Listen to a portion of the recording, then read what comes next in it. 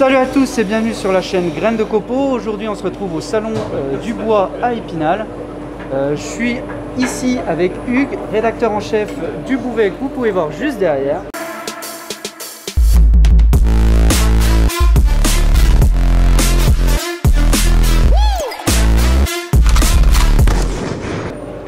Alors Hugues, est-ce que tu peux nous parler un petit peu du Bouvet, de ton travail? Ouais, aucun problème. Donc le Bouvet, c'est un magazine sur le travail du bois. Ça existe depuis 34 ans maintenant. Ça a été fondé il y a bien longtemps par un passionné de machines à bois. Moi, j'en suis rédacteur en chef depuis 18 ans. C'est un magazine en fait qui propose tous les 2 mois des articles, des plans techniques, des articles techniques sur le travail du bois pour tous les passionnés du bois. Alors par passionné, qu'est-ce qu'on entend? Il faut préciser parce que souvent on nous dit oh, le Bouvet c'est pour les professionnels, c'est pour les pros, c'est pas du tout la démarche. Notre public, on n'a jamais fait d'études précises, mais on pense que notre public est composé essentiellement d'amateurs passionnés, mais on peut très bien être professionnel passionné. Donc on sait aussi qu'on a des professionnels qui nous disent qu'ils sont passionnés par le travail du bois, qui sont bien équipés pour certains, qui sont équipés avec des machines qu'on entend un petit peu là, il y a des combinés qui tournent, qui sont équipés peut-être de machines aussi portatives, des auto-entrepreneurs qui se lancent dans le métier et qui nous lisent, qui lisent ce qu'on propose, parce que nos articles, il y a quelque chose que je dis très souvent, c'est qu'on donne du copeau à faire aux gens. On a des articles qui sont vraiment techniques, on n'est pas là, on fait très peu on fait quasiment pas de reportages pour faire beau, on fait quelques interviews depuis pas longtemps, mais toujours des interviews techniques, il y a un fond pour vraiment apprendre à découvrir quelque chose de technique qui peut servir dans l'activité. Donc voilà, c'est comme ça que ça tourne. C'est donc tous les 2 mois ce type de plan avec des plans, des articles sur les machines, sur voilà. Alors je confirme Hugues, effectivement je suis un lecteur depuis de nombreuses années. Ah bonsoir. Voilà. Est-ce que tu peux peut-être nous expliquer la différence pour les auditeurs entre le Bouvet et le Bois Plus? Alors, on n'a pas parlé de Bois Plus, donc on va en parler un petit peu. Je ne sais pas si on le voit sur la caméra un petit peu là, Bois Plus. Donc c'est une revue qu'on a lancée il y a environ une quinzaine d'années, ouais, à peu près 15 ans. Le constat, il était simple. On avait le Bouvet, je l'ai dit, beaucoup de gens pensent qu'on s'adresse à des professionnels. C'est un contenu technique et il y a pas mal de gens qui travaillent le bois, qui nous disent mais le Bouvet ça va loin, c'est des articles qu'on ne comprend pas. On parle beaucoup de machines stationnaires, on en parlait, la combinée à bois, la Toupici, la Dégorabo, stationnaire, c'est des machines que tout le monde ne peut pas avoir. On peut très bien être passionné du bois et pas avoir la place, pas avoir le budget pour ces machines. Nous, on s'est donc dit quelque chose de très bête. Alors, il y avait une petite anecdote.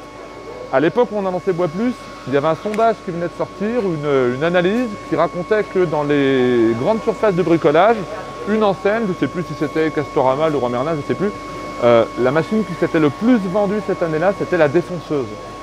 Et on s'est dit, mais enfin, mince, la défonceuse, quelqu'un qui achète une défonceuse, alors certes, c'était l'époque où sont apparues les premières défonceuses pas chères, en dessous de 100 €, 60 €, 30 € maintenant, une défonceuse, c'est vraiment d'entrée de gamme. Alors certes, c'est des machines, on ne fera pas le même travail qu'une machine professionnelle, mais elles existent, on peut travailler avec, ça amène quelque chose. On connaît même des professionnels qui les utilisent pour les mettre plus ou moins sous table, ou voilà, c'est l'ambiance du salon, il y a des gens qui passent, c'est un salon vivant. Et donc, ce genre de machine, eh ben, on s'est dit, si ça se vend énormément, que font les gens avec? On achète une défonceuse, on n'a pas de manuel dedans, on ne sait pas l'utiliser. La personne lambda qui n'est pas professionnelle, qui n'a pas fait d'études, qui n'a pas fait de diplôme, comment elle va utiliser cette machine? Elle l'achète pour peut-être rectifier une porte, un volet, quelque chose, mais elle ne saura pas forcément s'en servir. On s'est dit, il y a quelque chose à faire. On a besoin en plus, nous, de permettre à des bricoleurs qui aiment le bois d'aller vers cet univers du Bouvet avec, je disais tout à l'heure, les machines stationnaires. Donc il fallait une revue entre guillemets pour tous ces gens-là. Ça a été Bois Plus, on l'a lancé il y a 15 ans. Bois Plus, le slogan, c'est tout faire avec votre électroportatif. Donc c'est vraiment l'électroportatif. Au départ, en fait, on était même assez limité. On considérait que les gens n'avaient pas de Dégorabo. Donc on ne travaillait que les panneaux de contreplaqué, le MDF, l'OSB un peu moins, mais même certains matériaux comme le plexiglas qu'on peut travailler avec les outils de coupe. On était un petit peu limité. À un numéro de Bois Plus, on a présenté les petites Dégorabo d'établi, tu connais. C'est des petites moulinettes entre guillemets, mais qui font le job quand on est un amateur passionné. Évidemment, le professionnel, il va prendre quelque chose de plus sérieux, mais on peut déjà travailler avec ces machines, on peut déjà travailler le bois massif. On n'est pas obligé de se limiter aux panneaux lamelés collés ou résineux des grandes surfaces de bricolage, on peut vraiment travailler du vrai bois. Et donc, grâce à ça, Bois Plus, comme on dit dans le jargon, a rapidement trouvé son public. C'est-à-dire qu'on a aujourd'hui, c'est très simple, on a autant de lecteurs abonnés plus kiosques, on a autant de lecteurs sur Le Bouvet que sur Bois Plus. Une petite question concernant justement le public, vous en avez parlé, on a un public de passionnés. Est-ce que les gens découvrent aussi les machines bois et les électroportatives avec vos magazines? Alors très clairement, c'est ce qui nous fait plaisir. Le panorama du bois en France de l'édition bois, il est assez serré. On a quelques entre guillemets concurrents, mais moi je dis toujours que ce ne sont pas des revues concurrentes, ce sont des revues complémentaires.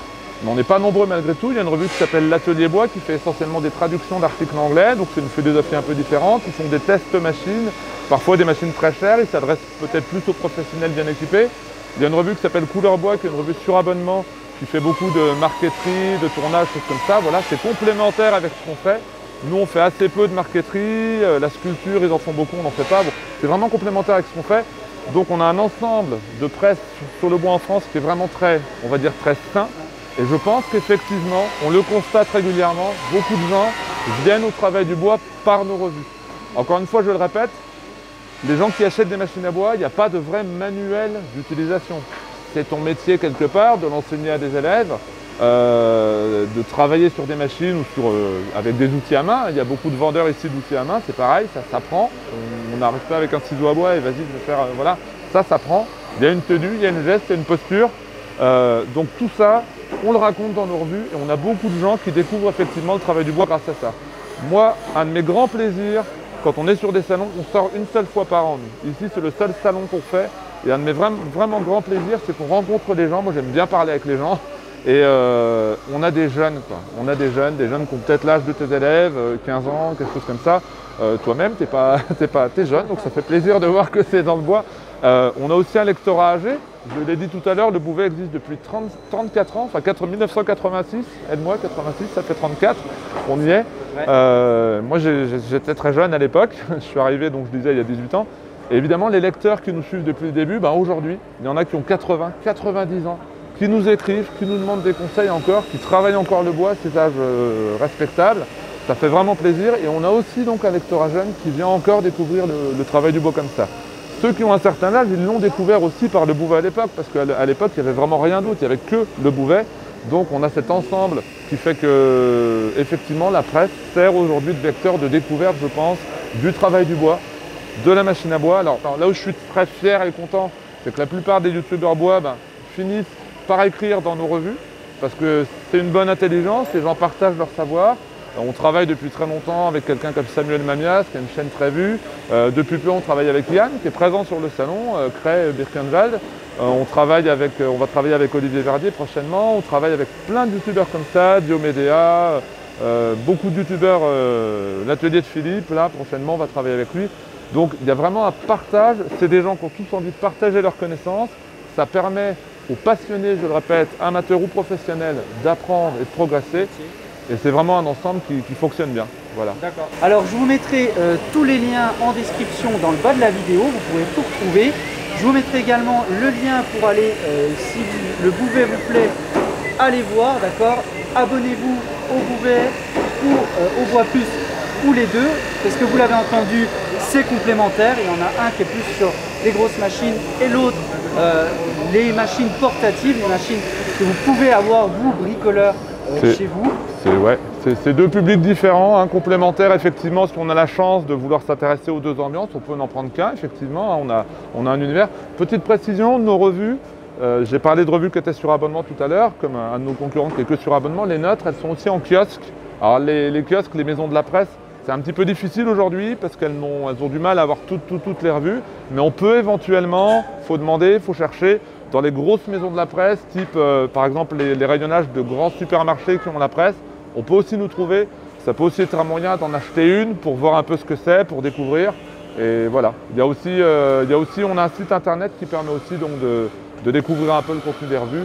J'en parle rapidement parce que ça peut permettre une première approche. Voilà. N'oubliez pas aussi, ils font certains hors-série qui sont vraiment très intéressants, très complets sur... On en a là sur les finitions par exemple, qui est un petit peu un livre de référence. On en a, là je prends celui-ci en exemple, mais effectivement, nous notre truc c'est de partir sur les hors-série sur un ensemble complet. On a fait des hors-série sur la défonceuse, on a fait des hors-série, tu le disais, sur les usinages, sur les assemblages. On essaye à chaque fois comme ça de donner tout un ensemble, tout un panel qui fonctionne bien, qui permet aux gens d'apprendre. C'est du technique, on fait du copeau, je l'ai dit tout à l'heure. Donc voilà, c'est une belle approche. Voilà. Un petit mot pour la conclusion? Eh ben, faites-vous plaisir. Je le redis, ici, on voit des gens qui viennent, ils ont la banane, le sourire. La principale motivation, je pense, des gens qui travaillent le bois, ça devrait être le plaisir.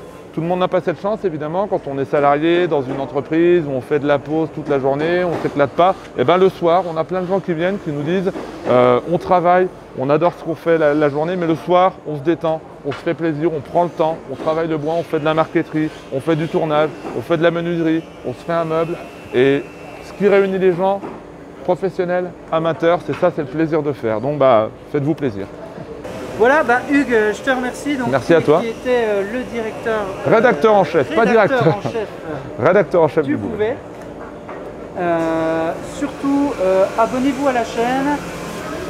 Aimez la vidéo si elle vous a plu. Je vous ai dit, je vous mets tout en description, tous les liens qu'il faut. Je vous souhaite une bonne journée. On se retrouve très vite sur la chaîne Graines de Copeaux. À bientôt. Apparemment, salut.